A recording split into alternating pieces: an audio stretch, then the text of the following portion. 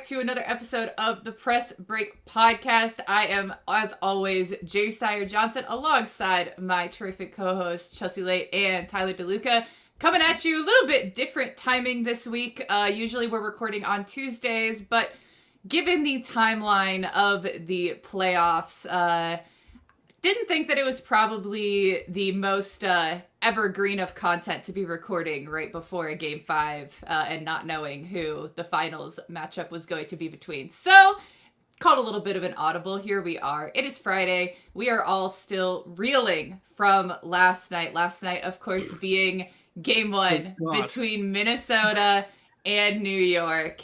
And, folks, I mean, Instant Classic does not begin to cover it. I know, Tyler, you were saying your heart is still pounding. I think it's still going. I had I also tell you right now, once I did fall asleep, I slept good. That game whooped me. I slept good. But yeah, that game was nuts. Insane. You talk like you were playing in it. I felt like I was the way I was locked in. You know how like dads would like kind of stand at the TV, I went full dad mode. I was watching the game like I was like, screw, you know, you see a boxer like, hey, you gotta go uppercut. Like I was like trying to be like, you gotta do this, you gotta do that for both teams. Call the play. I didn't even have like a real stake in this game. I was just like locked in where I was just like, I need y'all to I need to end before I end. Like, I will get into it, but for the last like 5 minutes plus overtime, my jaw was just like constantly on the floor. I just kept like gasping. I yelped several times.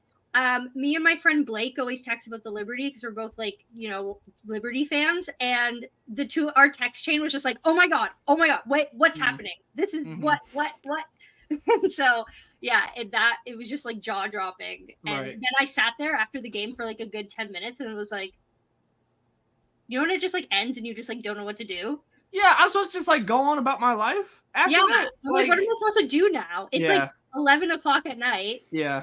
And I had to light a candle to calm down. The interviews after the game helped me like decompress. Getting court right away on Scott Van Pelt was killer. Mm-hmm. I mean, they couldn't talk about anything except for the WNBA last night on SportsCenter right after the game, which like obviously, but they killed it. No, I got a text right as the game was ending from one of the Iowa State players that I talked to a bunch about just like W stuff, whatever. She's like, man, those players are not going to sleep a wink tonight. That adrenaline's still pumping. I'm like, yeah, dude, same. Like, you have to be playing. Right. Yeah. Oh my gosh, but absolutely absurd. To recap, if you're listening, I assume that you know, but huge comeback for the Lynx.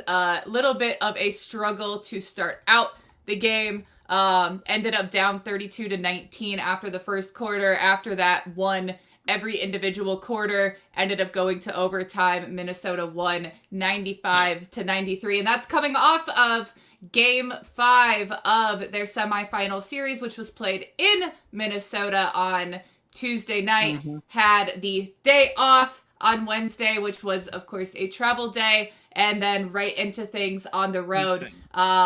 Just absurd. And that, of course, after not only being down 13 after the first quarter, and they battle back, you know, like I said, they win each individual quarter, but they still were down 15 points with just under 5 minutes to go, end up coming back, tying the largest comeback in WNBA Finals history. Just absurd play all around, as entertaining of a game as you will ever see, and just a tremendous testament to Cheryl Reeve as a coach. Hello. Oh my goodness. Hello. I mean, the GOAT. I'm definitely gonna have to ask what the speech was after the first quarter, because they just came out ready to go. Like, they didn't hang their heads. Like, it was so stark to me because they came out looking fatigued, for sure looking fatigued, understandably. And I was like, so like this is how the game's gonna be. I get it. I do. And I really wasn't even mad. I'm just like, okay, bring it back a little bit, contest it, and like feel good about what you've got going into game 2. And then they just like, boom, they're like, nope, still our game. Yeah.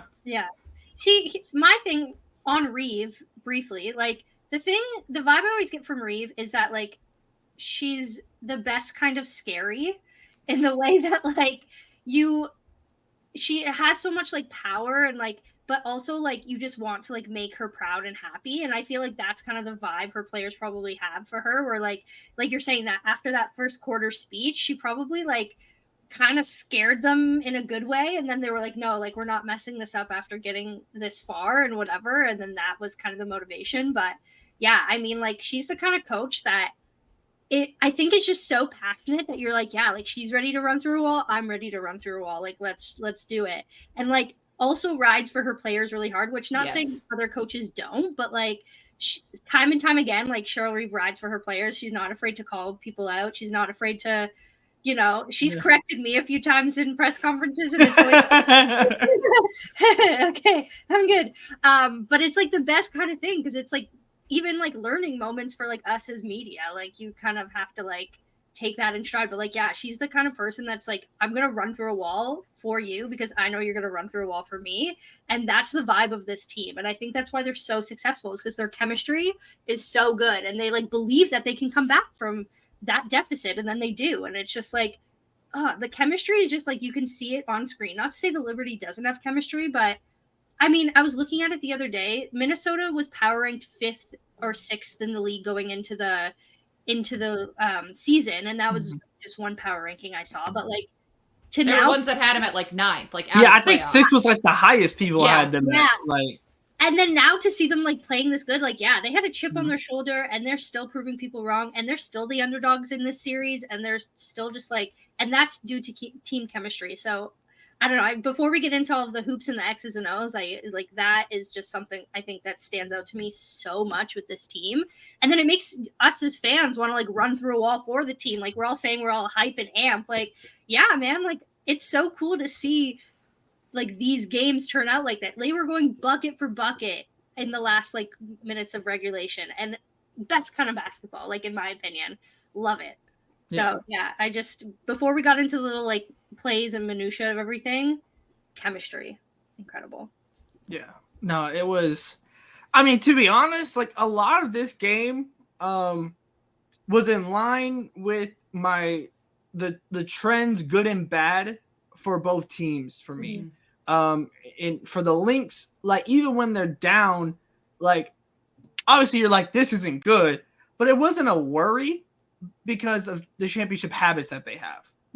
And that's something that I think I've spoken on here before about, but like just on both sides of the ball as well, without kind of getting into like individual performances, which I'm sure we'll dive into, like just generally speaking, like just the habits they have, whether it's moving the ball on offense, the rotations on defense, like just everything that they do is just like so well oiled. And it just, the balance that they're able to find while like, it's like, you hear the term or like the phrase starring in your role. And I truthfully believe that this Lynx team is like one of the best examples that we've seen of that. And the cool thing about it to me is that depending on the night, the roles might mean more for like on one night than the other. Like Courtney Williams, for example, her role was massive in this game just in controlling it. Whereas some nights that might be Fee controlling the offense. Well, in this game, Fee's defense was impeccable, you know, it's like that was her role, you know. Obviously she got it down the offensive end too, but like just like that type of aspect to it where it's like they're just so steady that I was never really worried about Minnesota. Obviously you don't want to be down. I think it was like 18 was the most they were down, I think at one point in the game. Never want that to happen, but I was never worried. On the flip side, with the Liberty, my worries came true. And that worry is always that you go away from Jonquel Jones. And at the beginning, and it was working so well. Yes. And frankly, Sabrina did not shoot the ball well. Stewie didn't have her best game either, shooting the ball. And you just like, and the thing with Minnesota is that they certainly compensate for it, but they don't have like the major size down low. Like Hines Allen is probably their best like strength defender in that manner, where it's like Jonquel should be eaten and was like, this was like they had the recipe. Like, and that's like, what happened in their one regular season win. Exactly. Like, and like, it's even like with the Connecticut series, there were times where I was confused as to why like Bree Jones wasn't being emphasized more, or even Ono getting minutes off the bench. Like, where it's like Minnesota, they compensate very well for their lack of just like true, genuine size, but that is still their like key weakness that you can pinpoint. And it was working. You don't get up 18 accidentally. And yet they just kind of went away from it. And that's always been a fear of mine with the Liberty, where it's like, even when some things are working, they still kind of go back to more of an emphasis on Sabrina and Stewie at times, when you have so much talent on this team that you can emphasize when it's the hot hand. And Jonquel has that. And it's just, you just go away from it. It doesn't make sense. Well, my thing that I was going to highlight is the same. Like, I was writing a piece earlier this week about the matchups in the series. And like, when you look at the starting lineup matchups between these two teams, you have like guards pretty evenly matched. You have Fee and Stewie, who are pretty evenly well matched. But then you think about the Liberty, who have Jonquel Jones, who has like a 3-inch height difference on Alana Smith. And then you have Leonie Febish, who has like I think again, like a 3 or 4-inch advantage over Bridget Carlton. And like, they have the advantage on those matchups. So like, the fact that they're not going to Febish, well, they did go to Febish a little bit, but like, and they started off going well to Jonquel Jones, and then it just like disappeared at the end because they like needed a bucket. And obviously you go to Stewie and Sabrina at times, but like in this matchup where you have the size advantage in multiple facets, plus you have like Stewie, who I'm not even like talking about in this thing, like as like an extra, like the fact that they're not going and trying to take advantage of those things and trying to get like Alana Smith or like Bridget Carlton or whoever in foul trouble was so shocking, especially down the stretch. And then they got lucky with that, like with the foul at the end. Like, of course they didn't end up winning in overtime, but like the fact that they even got overtime was like a lucky call, because of the play before she didn't get called for like almost the same thing. So yeah, I was just really confused why, because going into the series, I was writing about how, you know, New York needs to take advantage of these size differences and these matchup differences. And then to see them like do it and then not do it at the end, I was so confused by like, and then obviously Cheryl Reeve took so much advantage of that. So like, yeah, if they're going to go to Sabrina and she's not going to shoot, yeah, put all that you can on her. Because the thing about Minnesota is that all 5 of those players can defend extremely well. So yeah, it was just confusing to me. I was like, what?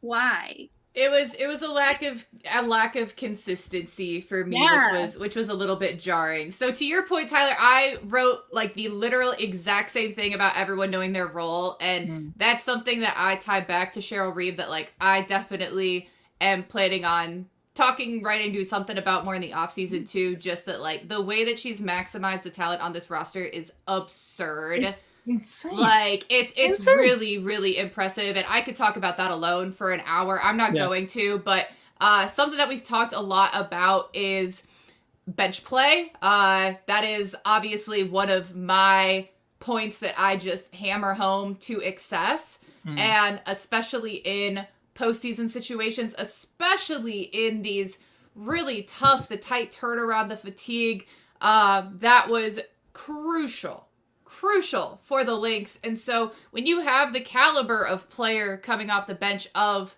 Natisha Heidemann, who really turned the tide of the game, if you ask me. Yeah, no, she was great. Twice. She was great. In the first half and in the second half. When you have her coming in off the bench and she has 10 points, she's plus 10 in 13 minutes in a game that you win by 2. Like that is so huge. And then you also have Maisha Hines-Allen, who ends up with 5 points. She shoots 2 for 5, but she just goes in and she's strong. She's able to give Leite a chance to get a break, to sit when she had a couple fouls more than you would want her to. She just goes in and she really fights. She brings such energy. And then Cecilia Zandlasini, she didn't hit a shot. She didn't really do a whole lot as far as stats. She had an assist. She had a steal. But she went in and she was able to get people a break at the very least, right? And so having 15 points coming off the bench for the Lynx versus the Liberty had 10 coming in off the bench, 8 of them coming from Courtney Vandersloot. Just not the kind of bench contributions that the Liberty are certainly capable of making. And so that was definitely, it was kind of indicative of like the inconsistency that we saw from the Liberty, where they couldn't rotate new people in and really find a rhythm. The people that were in weren't finding their rhythm either. So it just was very disjointed, where with the Lynx, when they're playing their basketball, it's smooth, it flows. It's what they were trying to do early, weren't able to get into, overpass a little bit, miss some uncharacteristic shots. A lot of easy ones like that you are not used to. Yeah, so like in retrospect, the beginning of the game probably wasn't as disastrous as it looked. Just had some really unfortunate rolls that they ended up getting to go their way later. But that was just, I think, indicative of kind of what you were saying, Chelsea, of just the inconsistency. We're not able to find a rhythm from the Liberty. And it was the complete opposite on the other end of the floor. Yeah, I also think one thing that's interesting, and I love that you brought up Heidemann, because part of this also is almost, I don't want to say David versus Goliath, but it's like the speed versus the size here. Like where, like the way that Courtney Williams and Natisha Heidemann just sped the game up at times, but also like in an in control manner, because you can speed the game up, but if you're not in control, then it gets out of hand. But it's very interesting to me, like where we saw the Lynx a couple times play smaller than they are capable of, which you would not think would be the move, but that's why I'm not Cheryl Reeve, because it worked incredibly well, and a lot of that to me had to do with Natisha Heidemann coming in and just the minutes that she was able to put in. Like it was, the stats were there, but also like just watching the game and just like the pace of the game and everything, and forcing the Liberty to play faster than I think that they wanted to. And I mean, the matchup with Sloot didn't go well, or like for the Liberty, like that, like Heidemann was that bench guard matchup just was in Heidemann's favor in game one. And I was really interested by that, because you would not think you'd pivot away from the size that you do have if you're Minnesota, but it actually worked really well. Well, that's how they keep it away from Jonquil at times too. They pressure so much on the perimeter. That's how they mitigate 100%. That disadvantage. And I think Chelsea? like going back to, there's been so many comments about this team about how like, because we're in this era of like stars and super teams and whatever, and like every team has like at least 2 or 3 stars. And I think like what people might be forgetting that Minnesota, and like Cheryl especially, really values is like, again, going back to like every player knows their role, every player knows exactly what they have to do. And like when you look at their roster, other than like Fee, of course, like there's no one, like there's not very many other people who you're like, okay, like that's the person that, but each of them go onto the court. They do their role so well. And I think like the way that this team was constructed, because think about it, this was like a lottery team like 2 years ago. And then you get Fee back from, her maternity leave and starts playing the best basketball of her entire life, which go off. But then you also get all of these people who just complement her so well in all of these different ways. And it's literally like playing chess. Like Cheryl Reeve and that entire front office was playing chess, and like speedy chess, because this happened way faster than I would have expected, from going from like losing Sylvia Fowles to now being the bridge that Fee's been is insane. And it's like that, I feel like in this new era of like, we're getting expansion teams, stars, this and that, whatever, like people need to look to this franchise. No, this is going to become the norm, because you're not going to be able to keep your stars like 100%. Yeah, so it's like there's so much talent in the WNBA. We always talk about this every conversation, how there's so much talent, and yet like you just need to get players and put them exactly where they're going to shine, and make sure that you're getting the right combination of things. And you don't need like 17 all-stars. You need 12 players that are going to. In fact, you might not want 17 all-stars. Exactly. Well, I think what's so crazy to me about the Lynx specifically is like, these aren't just like, they built the team with non-all-star. They built the team with players that were on other really solid teams and were kind of casted out, frankly. Like Kayla McBride from Vegas was kind of the odd one out in the guard group. And now she's playing some of the best basketball of her career. Courtney Williams has been kind of all around, and even from Connecticut, playing the best basketball of her career. Like maximizing, it's taking the Minnesota Scouts more. Like it's crazy. And like because most of this isn't in-house. It's really Fee and Bridget. That's really like the in-house development, which has been great. But most of this is taking players. Certainly there's some level of development at times, but like it's really just being able to put them in places that they haven't been put in before and maximizing. You also think about like the way they've drafted over the past couple of years. You think about like Dorka Juhas, who went like lower in the draft than maybe, or like high. I always get confused on what to say, but he went like sooner than people would have expected. But like as someone who watched Dorka Juhas in college, like she was primed pro ready, knew her role. Like she's a very good role player. And so literally you lose Sylvia Fowles, you lose that height. You bring in someone like Dorka Juhas who's coming off the bench to provide some sort of relief to and like size. And she's someone who can shoot from, you know, various spots on the floor, like is getting better at that, but also has the size and the strength to like match up against these really strong players. Like that's such a good draft move. Like and then well, and not only that, but then she battles an injury this season, and so you go and you get Myisha Hines-Allen to step into those minutes when she's just not in a position to be contributing at the level she's capable because of the injury she's battled this year. Like, and everybody's talking about the Liberty's depth, which don't get me wrong, they have a lot of depth, but like I feel like again it's chess with the way that like Minnesota has built their team to be so like stealthily deep in the like. And everything just works. And I watch this team and I'm like, it feels like smooth. It feels like creamy butter. I don't know. Describe it. Like they're creamy. I don't know. They're creamy. It's really driving that one home. Yeah. It goes down smooth. I don't know. It's like a nice Riesling on a summer's day. It's, I don't know. Yeah. I'm just trying to find ways to say that they look well oiled and smooth. I don't know. There you go. Okay. All right. I'll take that.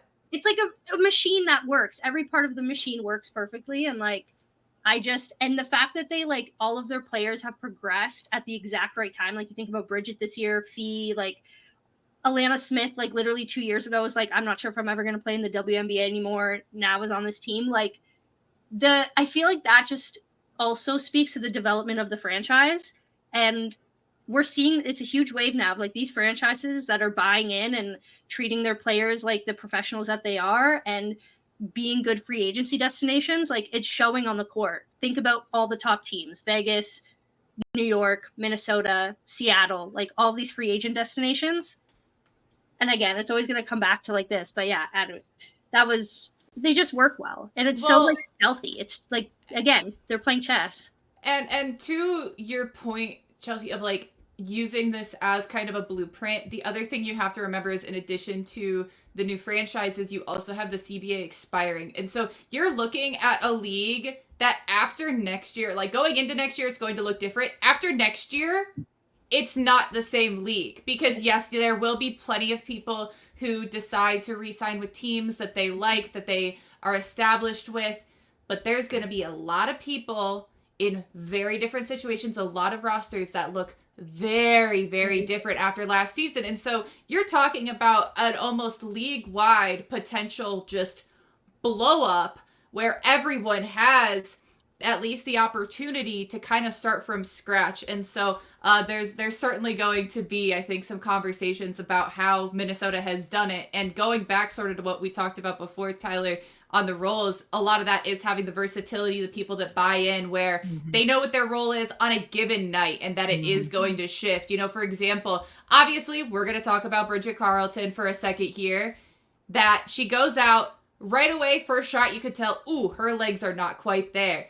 Guess what? She knew that too. So she took 4 shots on the game. She made 2 of them when they really needed them. And besides that, she played 37 minutes of really, really tough defense and stayed after it, didn't force it, just kept the ball moving and kept Phoebish, kept Sabrina, got switched on to Jonquil and got a steal early on, had to, at one point late in the game, had to defend Stewie and Sabrina on back-to-back possessions with under 2 minutes to go, forced both of them into misses that Minnesota rebounded. And then you've got Kayla McBride, who she had 7 3-point attempts. That probably seems like quite a few. Not for her. You know, they were defending her extremely well, so she drove to the rim. She got 6 free throws. She made all 6 of the free throws. She drew fouls. She got things moving. You have Natisha coming in off the bench ready to go. You have Myisha Hines-Allen that you sub in at the very last second when Stewie misses that free throw and goes and tracks it down to make sure that they're not going to get a second attempt at it. Like, it just is incredible from top to bottom. And when you talk about effort as well, that's what they did. Guys, have you seen the second chance point numbers? Everyone talks about the offensive rebounds. I don't. Tell us five offensive rebounds for Minnesota. I know the rebounds. 20 for New York. 23 points off the 20 for New York. 11 off of 5 offensive rebounds for Minnesota. Like, you mitigate so much of the advantage by keeping them to barely a point per offensive rebound. Like, that's especially when it's Brianna Stewart, when it's Jonquel Jones getting those rebounds. Right. How are they not scoring over 50% of the time? That's nuts. And I mean, we haven't even gotten into Nafisa's defense yet. I feel like that's the play with Jonquel. I don't know how. I would love to provide analysis. I don't know how she did it. That's my analysis. My thing is if you weren't convinced that she was Defensive Player of the Year, don't get me wrong, Asia also had a very good case. But if you are mad, but it's fee. It's fee. If you're mad that it happened, watch that. Watch that. Watch it. The one where she volleyball blocked it on Stewie, I was like, oh what? Literally. I watched that game and I was like, yeah. 2 hands. She closed the block and everything. The volleyball coaches I talked to would be thrilled. Yeah, right? Oh, man. It just, I watch her and I'm like, how is one person so talented at something? It just blows my That's the W in a nutshell to me. That's true. It's true. But, oh, man, watching Nafisa Collier play basketball on both sides of the court, the fact that she can do literally everything. I mean, it's the same with Stewie when Stewie's going off. The same as Asia when Asia's going off. But it's just so fun to watch. You watch, and she makes it look so easy. I could never do any of what she was doing. The defense, that play, I think it was the second to last play in regulation when she blocked Brianna Stewart from getting, I think it was either the tie or for them to get ahead. Yep. Game clinching play, quite honestly. And then you hold the liberty to 0 points in the first 2.5 minutes of overtime. Yep. The defense, and not just missed shots. You have 3 steals in 6 possessions to start overtime. That overtime was also a masterclass. It's watching this team, I get so hype because again, everyone's like, oh yeah, it's the Liberty's gonna win. The Liberty's so much better. And don't get me wrong, on paper, sure, but watching this team is just so different. They're the definition of not everything can be read on a box score. And yeah, Nafisa Collier is the Defensive Player of the Year, and that was proved last night, if not before. But 100%. Okay, I want to get a little bit into if we have anything else on specific players before we have some time to talk a little bit about what the rest of the series might look like. And for me, that has to start with Courtney Williams. I want to start by saying, I don't know that I've really said this on here. A couple years ago was a certified Courtney Williams hater. I will put my hand up and I will own that. I will own that. I didn't really like the way she played. I didn't really like the way that she really had, the chip on her shoulder. Which, I respect it, but, she was playing against my teams. So it drove me insane. In Connecticut, and I felt at times she was really out of control. I also felt at times she let her emotions get the best of her, which is my biggest pet peeve. I am okay with people jawing a little bit. I am okay with people being a little chippy. But when it then affects your play, even if it's not for my team, it drives me insane. And so the way that she's matured is incredible. The way that she's developed her game is incredible. And now to see all the attention on her, the reporting that's been on her over the past, especially over the past week or so, has been incredible. So, I want to give a huge shout out to the numerous people that have done really great reporting. One of my favorite articles, I think, was from Noah Dalza over at SB Nation. She talked to Court. She talked to Court's dad. And Don, I know I said after the opening series that I became a big fan of her dad because he was sitting directly in front of us before he went down courtside and then got booted from courtside in Connecticut. But I digress. But But he was just so hyped for everyone. And now, like, to hear his quotes and stuff, I'm like, oh, yeah, no, he, like, gets it. Like, to talk about, I don't know if y'all saw, he said in 10th grade, he made Courtney sit an entire high school season because she was getting in trouble. She was lying. She was sneaking out. Like, they sat her from an entire high school basketball season because they're like, nah, this isn't what we're going to do. And then when she was getting ready to graduate, had no offers, got the USF offer as she was, like, deciding which branch of the military to go to. Like, wow, that's crazy. And so, like, just her humility, like, the presence she brings, the confidence on that 4-point play when you miss the first 3, the rebound comes back out, and you got the confidence to can it. The way she talks about the confidence her team has, like, yeah, she is percentage-wise, like, the worst 3-point shooter on their starting 5. And so she's going to get those opportunities. Doesn't mean she's a bad one. And she's clutch. And I'm obsessed with her. Like, I love her. I'm so happy to have her in Minnesota. And it's just really fun to have that experience of, like, I was a certified hater. I've, like, fully changed my tune, fully changed my colors. Like, I am a certified member of the Courtney Williams fan club. So anyone else, like, jump out to y'all in this? Obviously everyone, but, like, any specific shout outs?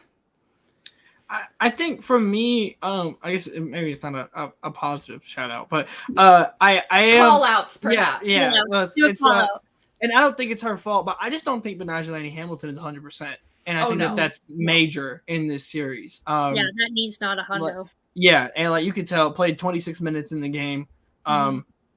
That's, like, not that there's, like, really an indictment or a positive or anything, like, on her performance. I think it's important to note because Benaja is such a fantastic, like, what do you need me to do? Okay, I got you type of player.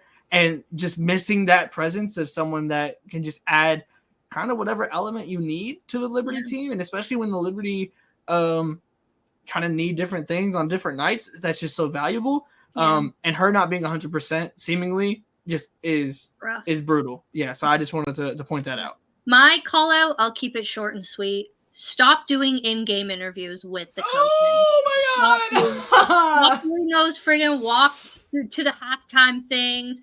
Stop, just cut it off. If you're a coach and you're down, however, or up, whatever, and you're in a final series, and the fact that you're in play trying to do your job, which is be a head coach, while still trying to do an interview on live television, it's not good. It's not good product. The fans don't enjoy it. I'm sure the coach doesn't enjoy it. It's hard for the interviewers. What are you doing? So that's my call out. Abolish those. There you go. Yeah. There was one game that, like, Cheryl just, like, didn't respond to them a couple times because, like, they were mid-play. And then eventually they, like, started cutting away from her. And then she, like, answered their question or whatever. And it was, like, very brief. And I was just like, God bless you. I love you. Like, I watched one. I forget who it was. I think it was Becky. Where, like, they were doing it. And then, like, a call happened on the floor that she was. And she just turns it, like, yeah, and, like, rips it off. Yeah. I was like, understandable. I respect that too. Yeah. So that's my. Oh my gosh. Yeah. No, that's. She's my shout out, but yeah. God, yeah. Oh my goodness. What a game. There. Okay. So, where do you guys stand on game 2? I think because that's the one that's, like, really could go one of two ways. I mean, generally the case, but that to me, like, normally is very much like. Where do you see the Liberty going from here? Because the Lynx, I think, have kind of figured things out. They show that they can still play their game even when fatigued. How are the Liberty going to get them out of that? How are the Liberty going to find what they do to succeed? Yeah, I mean, for me, it's just do the same thing. Like, and don't blow it. Like, I not to, like, oversimplify it, but, like, to a point, like I said, these are the same problems I've had with the Liberty for, I mean, really since dating back to last season, to be quite honest. Yep. Like, just Jonquel's working. That is a former MVP.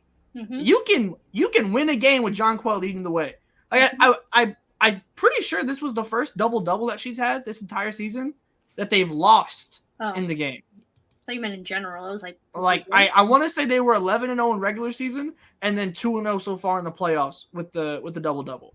And like I said, it's just like I feel like they had the right recipe. They just ended up burning the finished product, and you just let it sit there for a little too long. And for me, the recipe is there. You know how to do it. You just got to get the right cooks.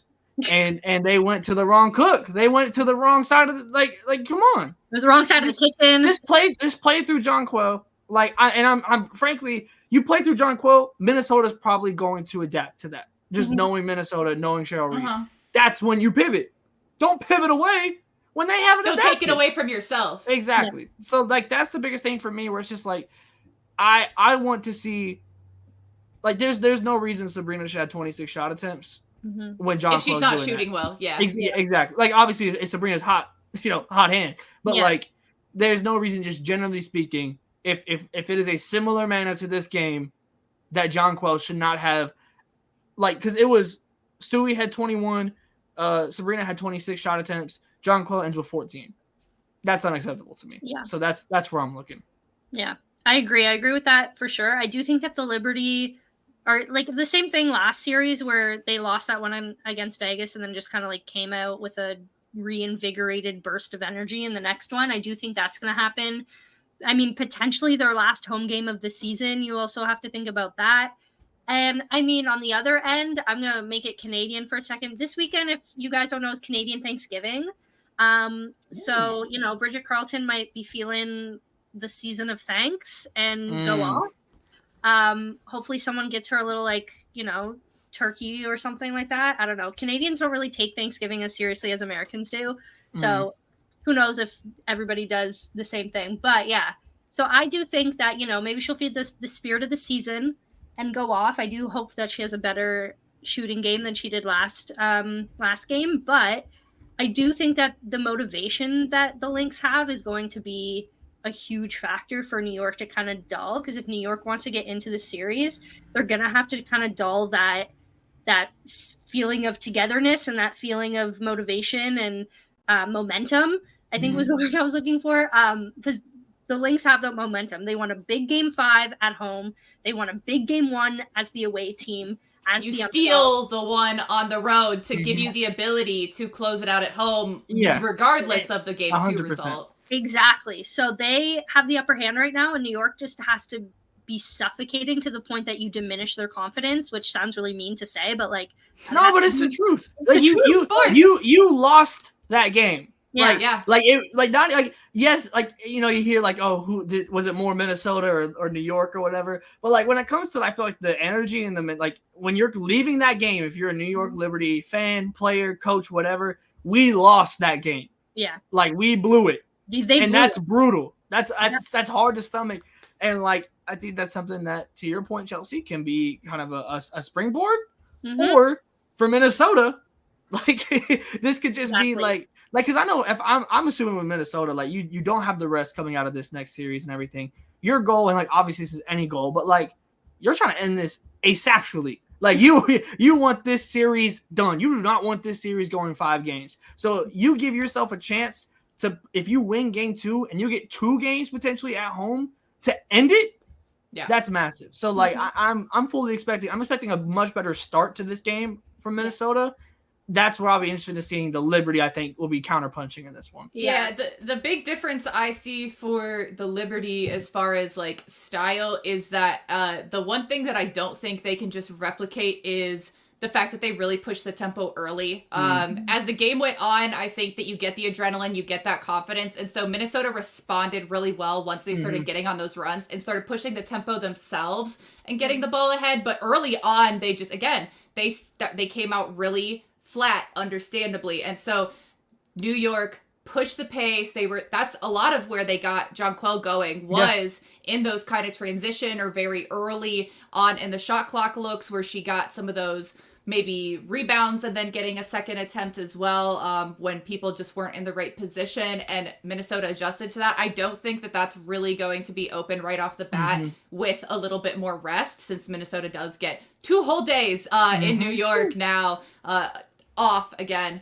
I mean, honestly, probably like a fully off day, one probably, of them, and then get some practice, get some shoot around. But that's the big difference for me is, okay, you're probably going to have to do a lot more of this in the half court, or you're going to have to get way more aggressive on defense, which against a team like Minnesota that moves the ball so well is tough to do because they have so many people able to step up. And so again, you want to talk about like a Bridget Carlton who has done really well against New York in games, so they have keyed in on her. Well, all of a sudden, you can't key in on her and focus on Fee and focus on Kayla and focus on Courtney on the perimeter. And so there's going to be more opportunities open for her again. You're going to have more of those rotation opportunities for Lan in the mid-range. You're going to have Courtney probably able to come off of screens again because they are going to have to shade out to her on the perimeter so she can have more of those mid-range opportunities that are her bread and butter. So I'm very intrigued to see when you talk about a chess match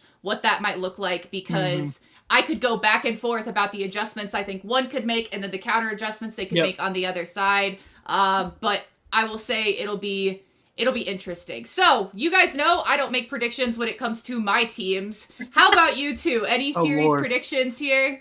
I wanted to go to 5. I know you say as like for Minnesota, I get that they're tired. I want as much basketball as the basketball gods will give me. And I hope that every game goes to the last few seconds. I know that's selfish of me, but like last night's game was so entertaining in a way that my Toronto Raptors heart will not experience in the NBA season. And so I want that now so that I can savor the feeling until the WNBA season starts next year. No offense to the Raptors. Still love y'all. Rebuild. Let's go. Man, prediction. Can I just go completely off? Like, you said that in the very first thing that came to my mind with like no real reason behind it, I feel like.